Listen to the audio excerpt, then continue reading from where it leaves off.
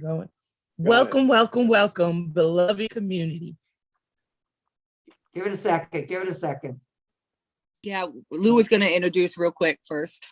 Welcome Sorry. to the People's Water Board Coalition Water Wednesday webcast for October 6th, 2021. Welcome, welcome, welcome, beloved community. We are back again with another installment of Water Wednesdays from the People's Water Board Coalition.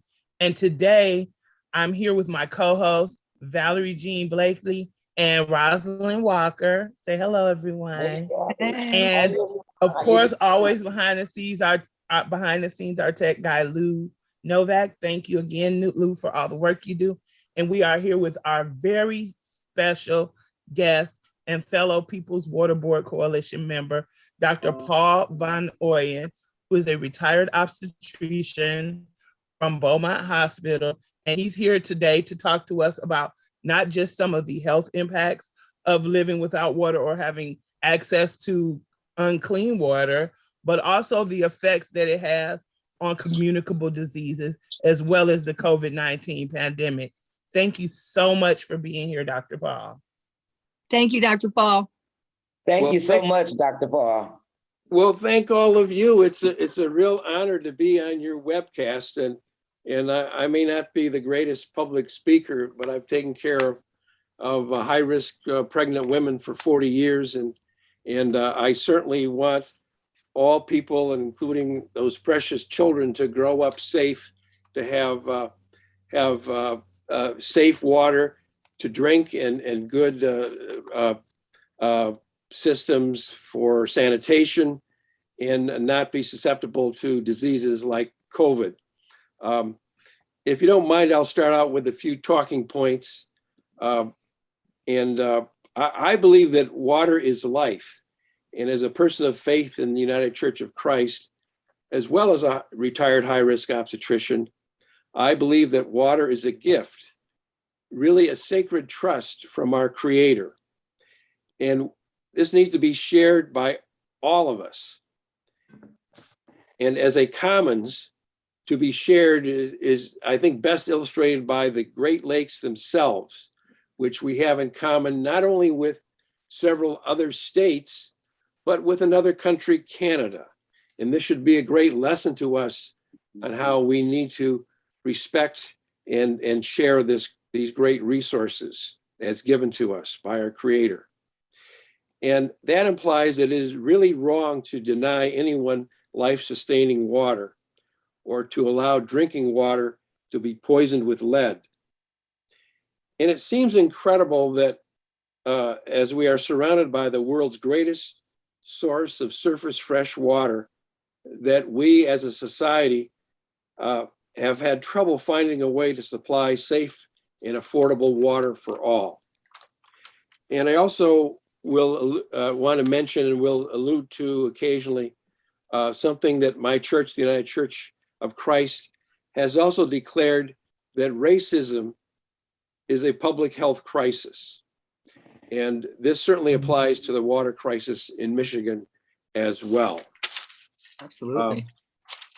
So as someone who's been on the People Water Board for, I think, close to 10 years, I have observed that the city of Detroit, I've really been appalled by the way the city of Detroit has been allowed to shut off life-sustaining water from families unable to pay ever-increasing water bills.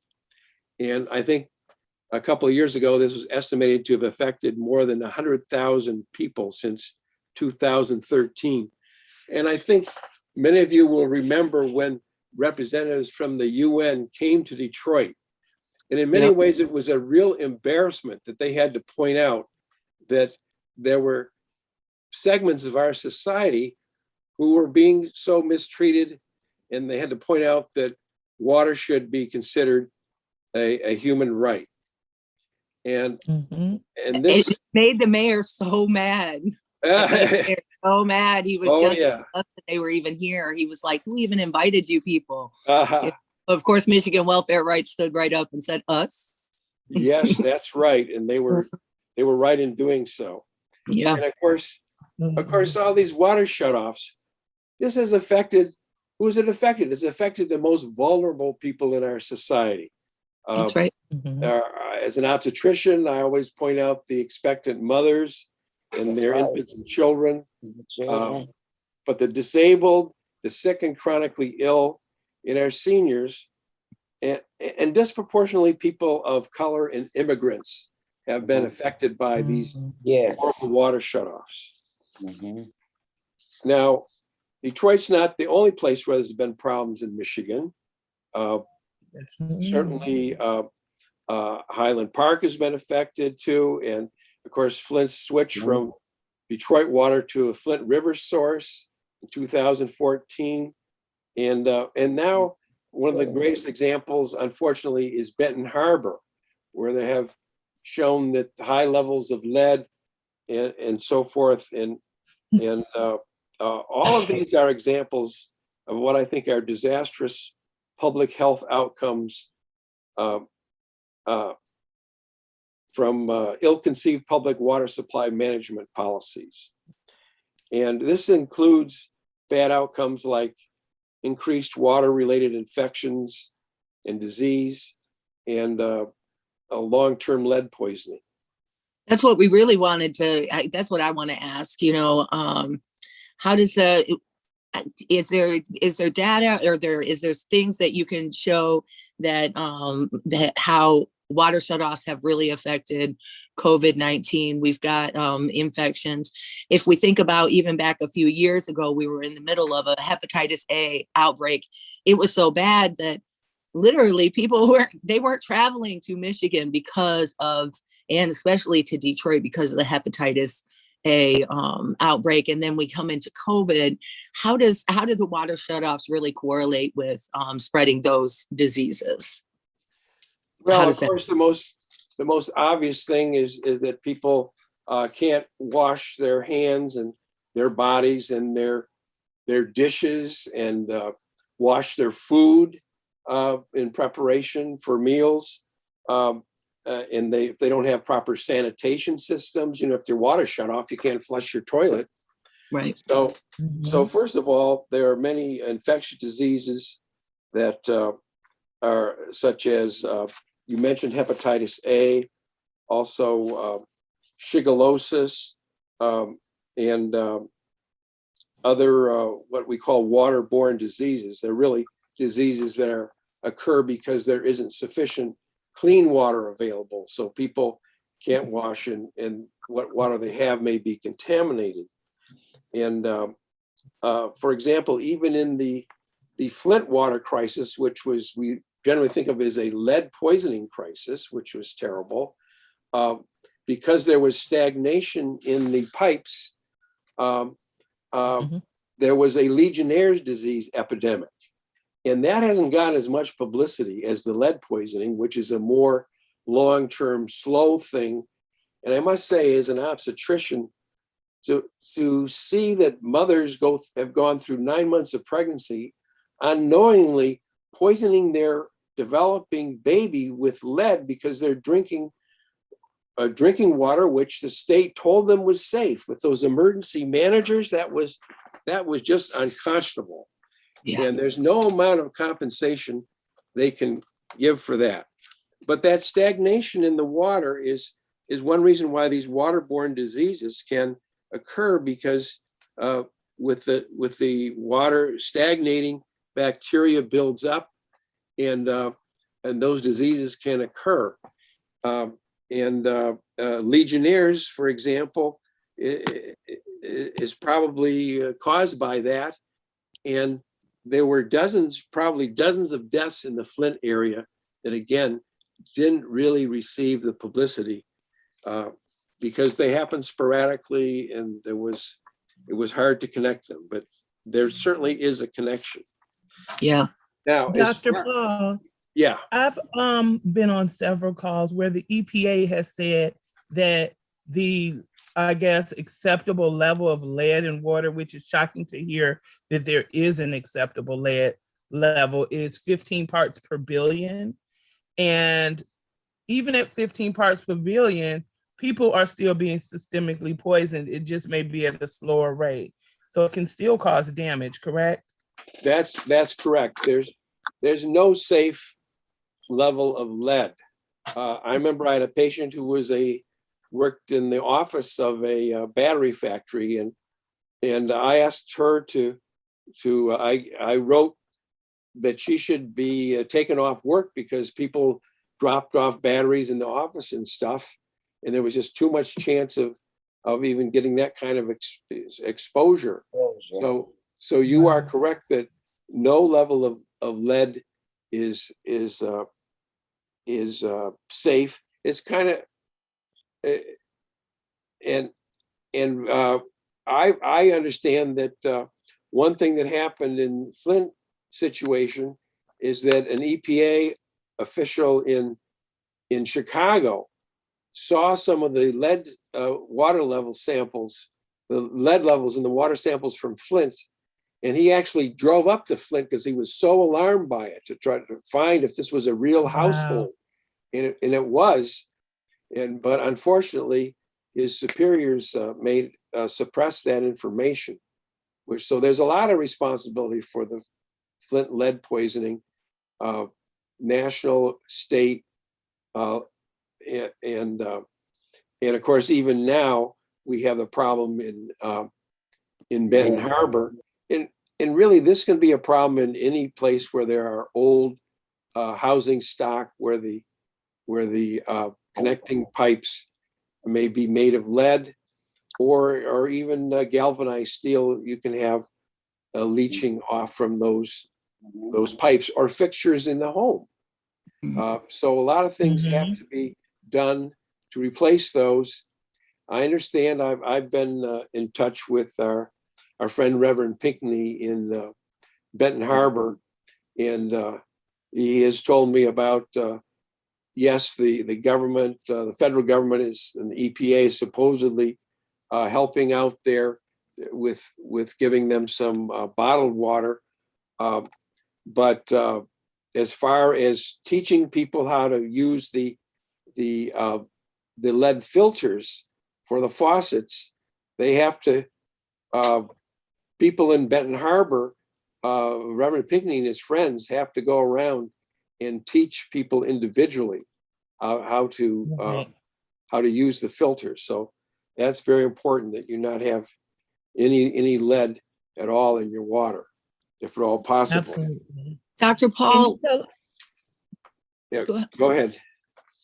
Can you tell us a little bit about the study there was a collaboration between Food and Water Watch and Cornell University? Yes, I have it right in front of me right here. Okay. Thank you. This was published earlier this year on the relationship between water shutoffs and COVID infections and deaths. And the main conclusion was that in this nationwide study, that if there had been a nation water shutoff moratorium, this might have saved, it's estimated that it might have saved more than 9,000 lives and prevented nearly 500,000 people from being infected with COVID-19. And this was through the end of 2020. So it's undoubtedly higher than that now. Wow. So, because this study went from April 17th, 2020 to December 31st, 2020, where they showed that states with moratoria on water shutoffs significantly reduced their growth rates of COVID infection and deaths compared to states that didn't have these moratoria, with the biggest reduction seen in states with comprehensive water shutoff moratoria, that is statewide, that covered all the water systems in the state. Now, I think this pandemic, in many public health problems, has exposed and exacerbated the pre-existing problems in water affordability in the United States. Definitely. And as I mentioned before, the CDC has put out, of course, that washing hands is the first defense against COVID and a lot of other infectious diseases. And if you don't have clean water to do that, then that's impossible. but this underlying problem of unaffordable water bills and why people have had their water shut off, this has been a growing problem across the country for many decades. Yes, yes. And it seems ironic that right as kind of our aging water systems, pipes and so forth, are getting to the point where they're breaking down and they need replacement, the federal government is spending the least amount of money. And its examination has showed that federal funding for water and sewer systems fell by 77% when you measure it in real dollars from its peak in 1917 to 2017. Which just doesn't even make any sense considering. No, it just shows the whole country was traumatized by what happened to Flint, right? Yeah. well, We're going to make sure the whole country knows what's happening in Benton Harbor. We know that those things we need the infrastructure fix, and it's not no small fix. It takes a while to it's fix. a big fix. That's going on. It We takes a hope while. we hope that these bills in Washington right now are going to address at least some of this. Well, we just That brought me to my next question. Yeah. I don't know if any of you saw, but President Biden was here. He came here to talk about funding for infrastructure. yes. And, and that's great that he's willing to supply federal funding for infrastructure. But the issue that I consistently see, particularly with predominantly communities of color, is that once the money gets to the state level and it gets to the local level, it's not utilized for what it was sent for from the federal government. That's right. So that's my fear, like in Detroit, tearing down houses instead of allowing people to fix them up. And right. I think that all the houses lose their house. They letting all the houses just sit and detabulate, and just fall apart. Then you have like people that goes in, you call them scrappers, and they take off what they want. Then the house just sit there. Then it's, so bad to where you can't do anything with it. So then they have to tear it down. And then they still not They're tearing not down. even repairing homes that are occupied. That's the issue. Right. Okay. But the ones that's just sitting here and they say that they need to be torn down. There's so many houses in District 4 that really needs to be torn down. There's so many houses in District 4 that could be restored, and when you can restore a property and not have to tear it down, I think that saves a lot more money. And then when you look at the lead in the water, you also have to look at these old homes that they have lead paint, which my younger brother, which he's 50 years old now, he still have nosebleeds because we lived in a house where there was lead paint, and the house that I live in now, they do have lead in the window sills because the windows have not been changed. So every year the landlord will send out somebody and they, do a certain testing on that lead that's in those window sills. And then they put some stuff over there supposed to cover it up.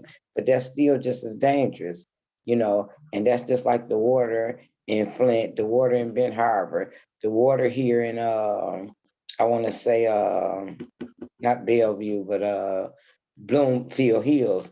They have contaminated water, So we all have to watch this. And then when you look at it as we have to get bottled water from the state or the government, how long is this going to last for the people in Benton Harbor? Because if you can't cook with the water, you can't bathe with the water. It takes a lot of water to have to fill up a bathtub to wash up. So back to uncleanliness again, because you don't have enough water to keep your hands clean. You don't have enough water to keep your dishes clean or to bathe in. So that's going to cause sickness.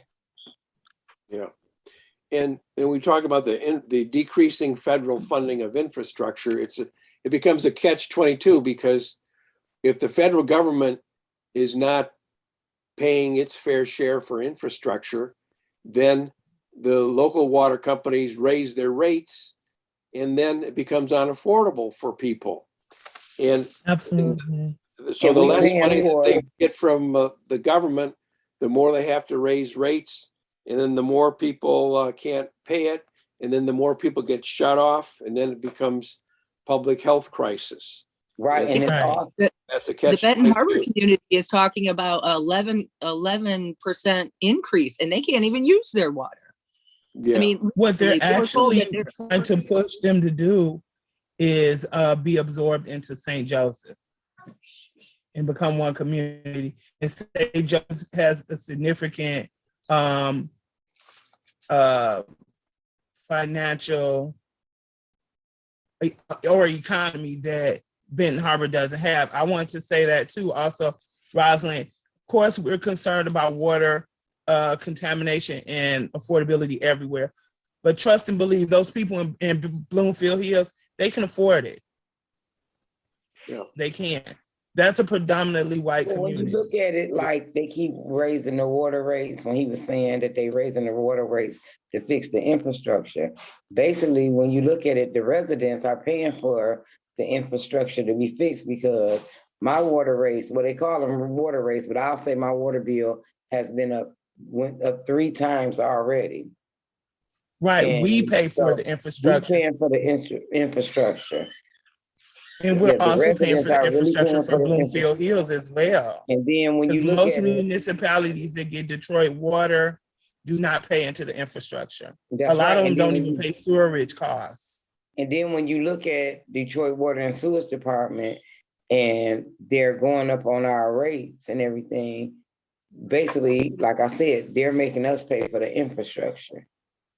Yeah, and you mentioned St. Joseph and Benton Harbor, and kind of the St. Yeah. Joseph River separates kind of the affluent white community and the less affluent African American community. And It's a it's little bit not like like they're a little bit like 8 Mile in Detroit, right? right. And it's not like they're Exactly. thousands of miles apart. They right across the street from each other or Yeah. walking distance when you say St. John and Ben Harbor. Why in St. John, these people have really clean drinking water. And when in Ben Harbor, they have contaminated water. That's not right. Yeah.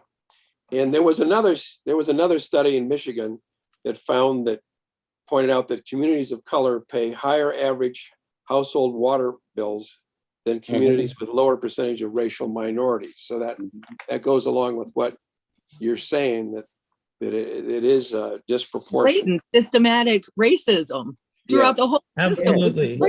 Yes. Dr. Paul, you talked a little bit before we got on the live stream about how the water shutoffs have been politicized here in Detroit and what that looks like. That's that ties right into the blatant systematic racism that we are dealing with. You want to talk a little bit about that? Well, I can't help but have noticed that this is an election year in Detroit, and it seems a little interesting that Mayor Duggan now has extended the water shutoff moratorium that had been initiated by the state. Because I know in the beginning, many of us, the People's Water Board, we were screaming for a moratorium from the city, and that was ignored by the mayor. And he really only got into the moratorium at that point because the Governor Whitmer and the state forced him to do so. So it's interesting that now that he's playing up the fact that the moratorium is being continued through the election year.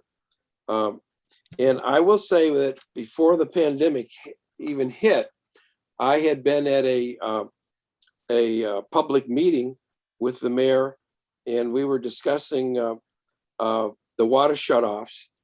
And I pointed out to him that I considered it public health malpractice that they were shutting off water during what was then just a hepatitis A epidemic, which he basically denied what was happening. They took the microphone away from me at that point.